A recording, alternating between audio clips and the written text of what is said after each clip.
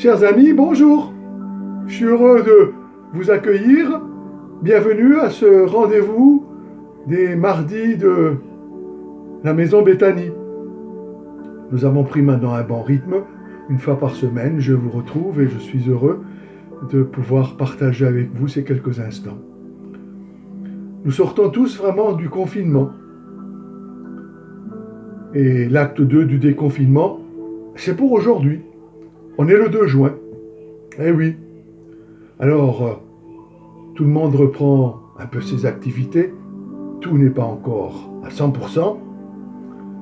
On reprend progressivement et nous retrouvons un peu nos habitudes.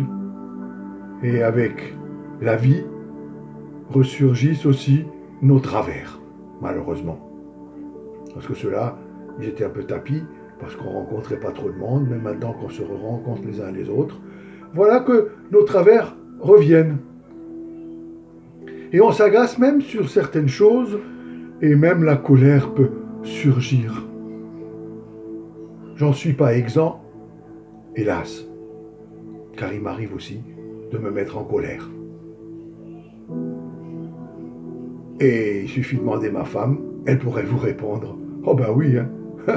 Ça lui arrive, oui, oui. » Et donc, c'est à cause de cela, parce que, ben oui, je suis aussi touché par ce travers, et bien c'est à cause de cela qu'un verset de Éphésiens 4:6 m'a interpellé ces jours-ci. Et il m'a interpellé justement à ce sujet, et qui est Éphésiens 4:6 qu'écrit Paul, et qui est une citation du psaume 4 au verset 5. Je vais vous le lire, ce verset du psaume, mais je l'ai arrangé un peu. Non pas que je l'ai modifié, loin de là, et je n'ai pas envie de modifier les Écritures, elles sont tellement merveilleuses, et nous sommes invités à ne pas les modifier. Mais je l'ai arrangé en faisant la somme de plusieurs traductions. Je mis les textes de plusieurs traductions ensemble, et ça prend un peu une autre tournure qui nous parle un petit peu mieux. Alors, je vous le lis. Quand vous êtes fâché, en colère, que vous vous agitez et que vous frémissez et que vous vous emportez, ne vous mettez pas en tort, ne commettez pas de péché, réfléchissez pendant la nuit, parlez en votre cœur, taisez-vous et gardez le silence. Et Paul rajoute dans Éphésiens 4, verset 6, en citant la version grecque du psaume, et il dit que le soleil ne se couche pas sur votre irritation, sur votre colère. Ça parle tout seul, n'est-ce pas? La colère peut arriver, mais elle ne devient péché que lorsqu'elle nous bassine, lorsqu'elle nous imprègne, lorsqu'elle nous empoisonne, lorsqu'elle macère au fond de notre cœur, lorsque nous la laissons prendre de l'ampleur au fond de nous. Là, les choses changent et cela peut rendre une vie malheureuse. Ma femme, vous le savez, elle est nounou. Et un des enfants qu'elle garde a une caractéristique qui illustre notre sujet.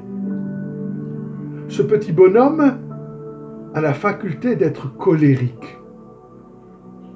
Et je vous assure, c'est impressionnant. Et quand quelque chose ne va pas comme il veut, il se met en colère. Ça peut passer en quelques secondes, mais parfois, il laisse cette colère l'habiter. Et alors, il peut être exécrable pendant une journée complète, pendant une journée entière, et c'est épouvantable. Et je vous assure, parfois, ma femme n'en peut plus. Et moi avec d'ailleurs, parce qu'on est surpris de cet état de fait. Il se laisse habiter par la colère et alors il n'y a plus rien qui ne va. il peut vous envoyer paître, il peut envoyer tout paître. Eh bien, mes amis, c'est de ça que l'Écriture nous parle. Les Écritures nous rappellent qu'une colère peut arriver. Ça arrive à tout homme. Mais prenons garde. Ne laissons pas, comme dit le dicton, la moutarde nous monter au nez. Demandons à Dieu de pouvoir gérer cela en nous. Parce que cela peut, sinon, faire des terribles dégâts.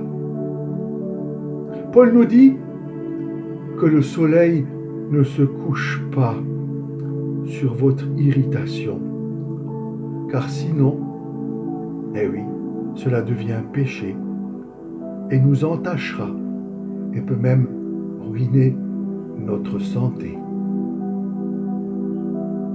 Je vous invite, amis auditeurs, amis tout court, dans votre quotidien, à laisser Dieu gérer vos colères, vos irritations, et à les déposer à ses pieds, et ne plus y revenir dessus. Comme le dit le psaume, laissez Dieu agir et ensuite taisez-vous. Gardez le silence. Laissez Dieu agir.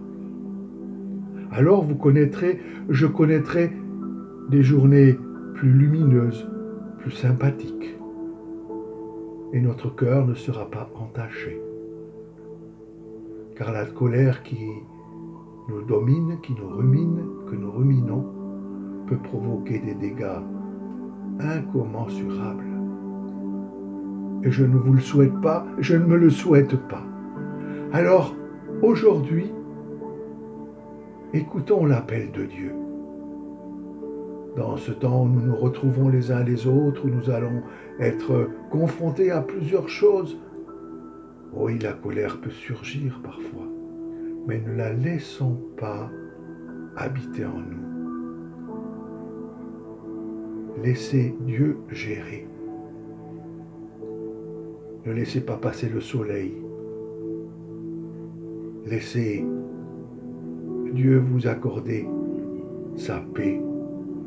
Et le lendemain, les choses iront beaucoup mieux. Oui, laissez Dieu parler à votre cœur. Alors, je vous souhaite une bonne semaine et je vous dis à mardi prochain. Et ce sera une grande joie pour moi de vous retrouver. Allez dans la paix de Dieu. Que Dieu vous bénisse. À bientôt.